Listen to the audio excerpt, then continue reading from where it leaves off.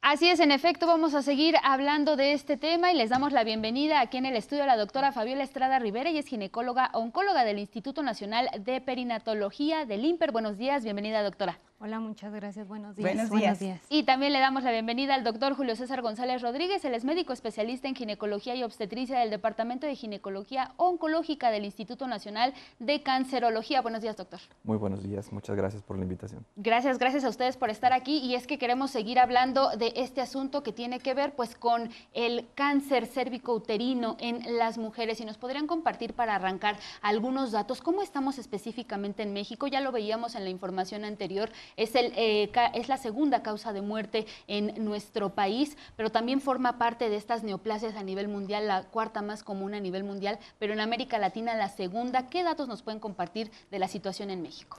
Pues sí, mira, yo creo que igual ya hicieron como una muy buena introducción, pero como lo mencionas, sí, efectivamente a nivel mundial es el cuarto cáncer más común. Se reportan como más de 600,000 casos al año. Esto, bueno, es el reporte del 2022 que realiza el Globocan. Y aquí en México, pues desafortunadamente es el segundo más frecuente. Se reportan que aproximadamente diario se pueden diagnosticar hasta 26 mujeres con este tipo de patología. Y en cuestión de la mortalidad, pues también es la segunda causa de muerte por cáncer en las mujeres. Aproximadamente 12 mujeres al día pueden llegar a fallecer por este tipo de patología. Entonces, pues todavía se sigue considerando una enfermedad de salud o un problema de salud público todavía muy importante en las mujeres. Y yo creo que que hagamos este tipo de informativos puede ayudar a que logremos desaparecer el cáncer, que es uno de los objetivos también que hay en la OMS, ¿no? Que es que yo creo que igual lo iremos hablando poco a poco, ¿no? Que uno de los objetivos para el 2030 pues es que se logre desaparecer o lograr tener como las incidencias más bajas a nivel mundial de este tipo de cáncer que puede llegar a ser prevenible. Claro, doctor Julio César González, ¿cuál es el origen, la causa de que una mujer pueda enfermar de cáncer cervicouterino? Ya lo mencionaban inicialmente, el 99% de los casos de cáncer cervicouterino está asociado a la infección por virus del papiloma humano. El virus del papiloma humano tiene características para alterar cada una de las células que forman el cervix, la parte del cuello uterino, y se empiezan a transformar y tiene mecanismos para evitar que las células que se dañan y que crecen de forma descontrolada, pues explican este origen del cáncer. Entonces, claro, si tenemos conocimiento de quién lo provoca, cuál es el agente causal, precisamente a través de los últimos 60 años tenemos estrategias preventivas para identificarlo con cambios en las células como el Papá Nicolau, como la detección del virus. El virus del papiloma humano es el que provoca el cáncer cérvico-uterino. ¿Y qué provoca el virus del papiloma humano? El virus del papiloma humano se considera que puede ser una infección transitoria, no necesariamente genera cambios. También hay que recordar que nuestro cuerpo tiene la capacidad para reconocer la infección, se pueden generar anticuerpos, quizá no tan duraderos, de ahí que la vacuna sea un tema importante también del cual debemos hablar. Y en ese sentido, no necesariamente infección por virus del papiloma es alteraciones en las pruebas o obviamente cáncer. Puede ser una infección transitoria y se puede eliminar. Datos claves nos dicen que hasta el 80% o más de la población podemos llegar a estar expuestos en algún momento a la infección por virus del papiloma humano y se puede eliminar en un periodo hasta de 3 años. En ese sentido, el hacer estas detecciones me ayuda a identificar quiénes de este grupo sí tienen más riesgo.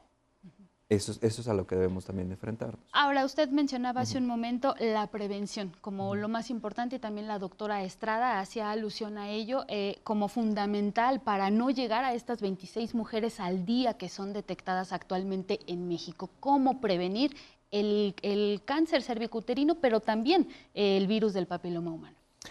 ¿Cómo prevenir cáncer cervicouterino? Está bien demostrado que con estas pruebas, una mujer que se realiza un Papá Nicolau en la vida tiene un 50% menos de probabilidad de morir por cáncer cervicouterino.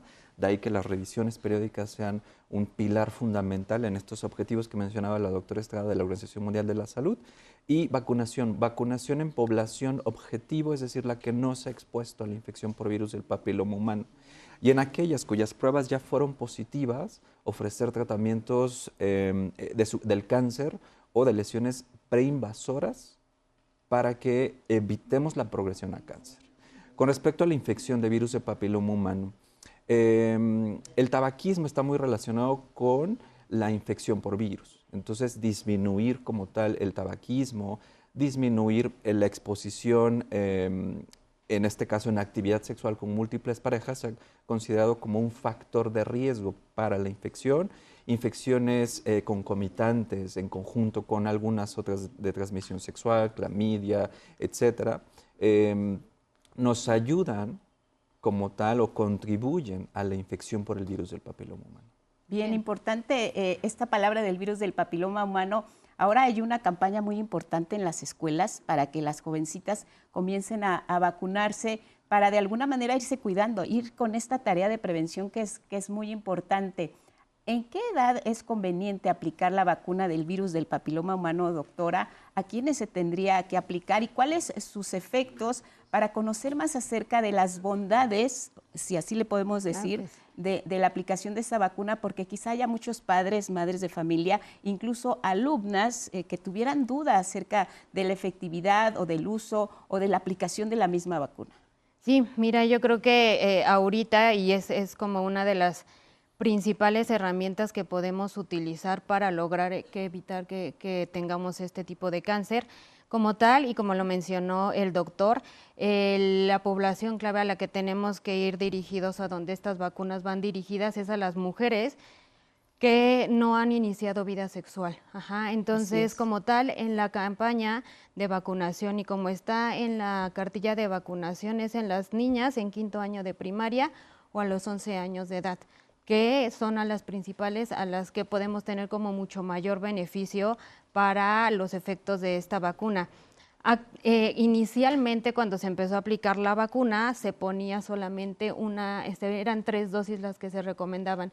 Actualmente, con una sola dosis, se ha demostrado que esta inmunidad o inmunogenicidad que tiene el cuerpo hasta dentro de 10 años es muy alta. Y el beneficio que tiene es que logra que las lesiones premalignas o esta infección por los principales virus de alto riesgo que están asociados al cáncer cervicuterino logren disminuir hasta en un 80 al 60% de que aparezcan. Entonces, esa es la importancia de que se tenga que aplicar la vacuna. Dentro de los efectos, que yo creo que también en algún momento empezó a haber como un poquito de tabús de esta vacuna, ¿no? De que podría tener como muchos efectos o que incluso era transmitirles el virus y que se infectaran. Una de las cosas que tienen que saber, pues, es que lo que contiene la vacuna es como si fuera solamente el cascarón de este virus, y lo que hace al entrar al cuerpo es que el cuerpo lo reconoce y lo que empieza a generar es anticuerpos. Claro. Entonces, al no estar nosotros en contacto con el virus, va a evitar que esta infección cause daños a las células. Entonces, para ahí de eso no causa como ningún tipo de daño adicional. Como cualquier medicamento o cualquier vacuna puede llegar a tener efectos secundarios, principalmente es dolor local. La vacuna se aplica en el brazo. Entonces, lo que más frecuentemente pueden llegar a referir o lo que se ha reportado es dolor en el sitio de la aplicación, eritema o que se ponga un poco caliente, un poco de malestar general. En algunas ocasiones que las pacientes llegan a tener desmayos, ¿no? Pero la verdad son, o en casos muy bajos, que llega a haber algo que se llama anafilaxia, que es una reacción alérgica muy grave. Pero la verdad esto es súper raro, o sea, la verdad es que yo creo que la principal molestia es en el momento en la que nos ponemos, que sí duele un poquito, pero es algo que pasa muy rápido y no es como de repente otras vacunas que mueves el brazo y no lo pueden mover 3 días, ¿no? La verdad es que en ese aspecto yo creo que los papás, las chicas pueden estar muy seguras de que es una vacuna que nos puede salvar la vida tal cual. Sin duda. A ver, ahora bien, doctora, respecto a esto que usted menciona, ¿se aplica principalmente o actualmente a mujeres o a niñas sin actividad, que no hayan iniciado actividad sexual? ¿Esto la convierte en restrictiva? Es decir, aquellas personas, aquellas mujeres que ya iniciaron actividad sexual no pueden acceder a esta vacuna. Y también hablaba de un periodo de tiempo que logra, digamos, una protección de alrededor de 10 años. Entonces, ¿sería conveniente estarla aplicando posterior a estos 10 años o cómo funciona? No, no es restrictiva porque de hecho, o sea, ahorita aquí en la cartilla nacional en México está solamente hacia las niñas. En general y en las recomendaciones internacionales también es conveniente para lograr la erradicación es que también se aplique en los niños, ajá, hombres y mujeres. Y incluso después de los 11 años, ¿no? Se sigue teniendo como un periodo como para a las que se llaman como a toda la población de rezago, en la cual se puede seguir aplicando la vacuna, ¿no? Incluso hasta los 20 años. Ya después hay casos específicos en los pacientes que tienen inmunocompromiso, como los pacientes que tienen enfermedad por el virus de inmunodeficiencia humana, también que se les puede aplicar posteriormente. Y hay casos particulares en los que también ya la FDA hay recomendaciones en los que se puede aplicar incluso a hombres y mujeres hasta los 45 años, a pesar de que ya hayan tenido una vida sexual activa. Y obviamente esto solamente que sí se tiene que saber que no es que se vaya a proteger al 100%, sino es que el cuerpo puede llegar a tener como cierta respuesta inmunológica que puede ayudarnos a evitar o disminuir un poco el riesgo de estas lesiones. Y lo único que sí en esta población, en lugar de ser una sola dosis, se recomienda que sean 3 dosis, la primera aplicación, la segunda a los 2 meses de esta aplicación y la tercera a los 6 meses después de la primera aplicación. En cuanto a los refuerzos, no hay ahorita alguna recomendación de que se tenga que poner algún refuerzo. Sí, la evidencia hasta ahorita de los estudios que hay, incluso es hasta, creo que el más reciente es hasta más de 14 años, en donde esta protección todavía sigue siendo adecuada. Entonces, no hay ahorita alguna recomendación de que nos tengamos que poner refuerzos. Claro. Ahora, también hay, cuando uno presenta una enfermedad de este tipo, y ya te dicen la palabra cáncer, pues de inmediato piensas que estás en la última etapa de tu vida y anímicamente también te puedes venir para abajo. ¿Cómo se trata esta enfermedad una vez que ya hay pacientes detectadas, doctor Julio César González, con este padecimiento, que ya lo están viviendo?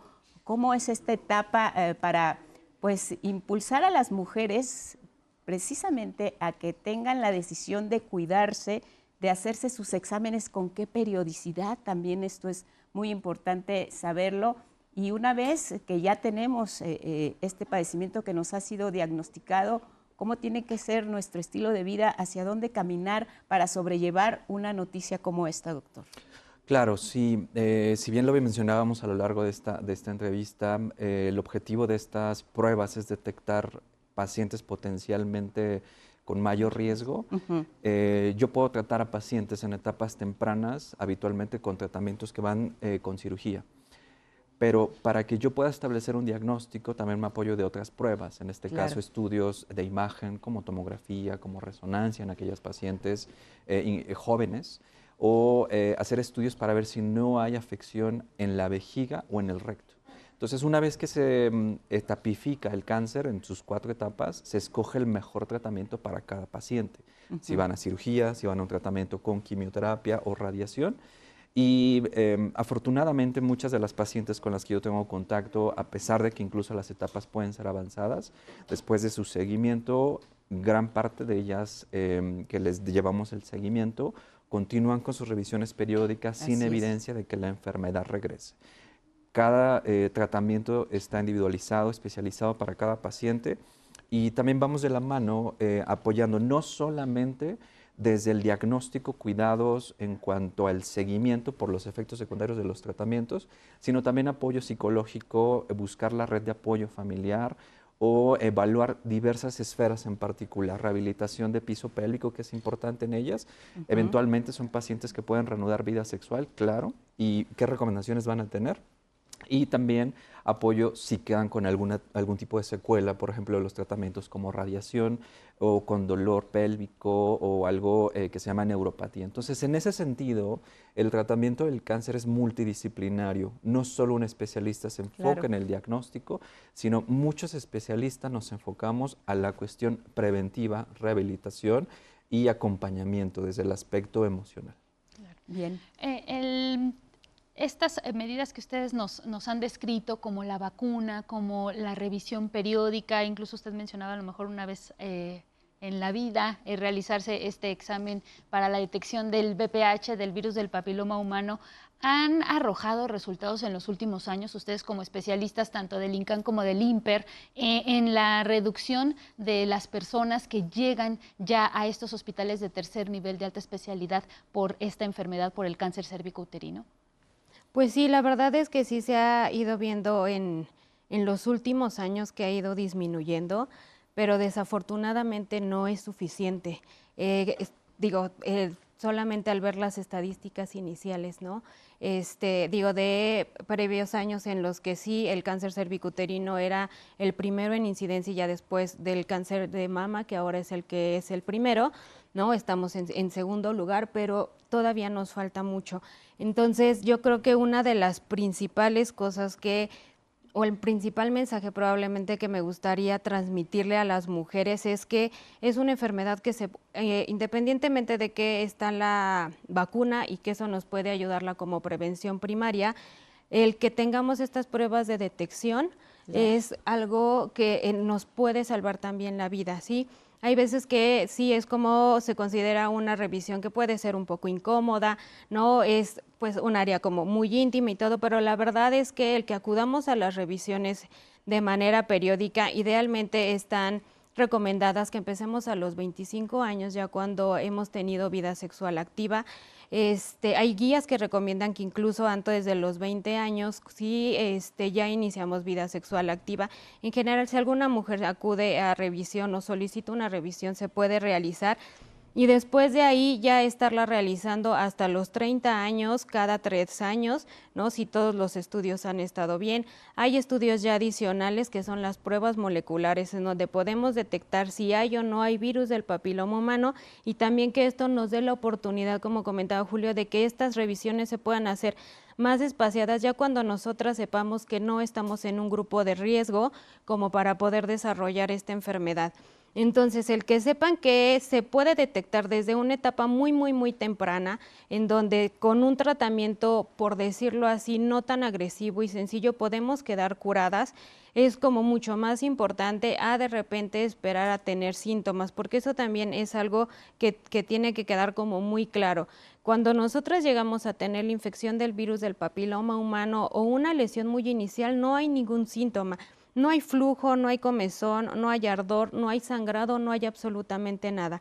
Cuando ya nos sentimos mal, que desafortunadamente es cuando acuden muchas mujeres a revisión, es porque ya encontramos un cáncer avanzado y obviamente ahí es donde ya cambia todo el pronóstico. Son tratamientos un poco más agresivos que pueden también mermar en la calidad de vida de las pacientes. Entonces, yo creo que el que se queden como podemos detectarlo a tiempo, podemos prevenirlo, ¿sí? Eso hace como un cambio muy, muy diferente, porque como lo comentabas, ¿no? El hecho de decir, tengo cáncer, espanta mucho, entonces muchas no van a revisión porque dicen, no, prefiero no saber.